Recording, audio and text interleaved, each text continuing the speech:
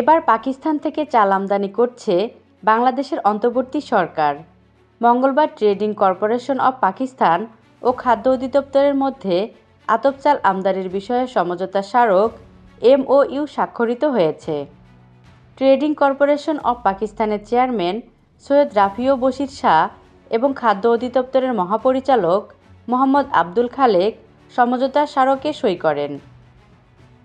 এ বিষয়ে খাদ্য মন্ত্রণালয়ের সংবাদ বিজ্ঞপ্তিতে বলা হয়েছে, দেশে চালের বাজার স্থিতিশীল এবং অর্থনৈতিক ও বাণিজ্যিক সম্পর্ক বৃদ্ধি ও শক্তিশালী করতে পাকিস্তান থেকে G2G ভিত্তিতে আতপ চাল আমদানি করা হবে। একই সঙ্গে ব্যবসা বাণিজ্যের এক নতুন দিগন্তের উন্মোচন করবে বলে আশা করা হচ্ছে।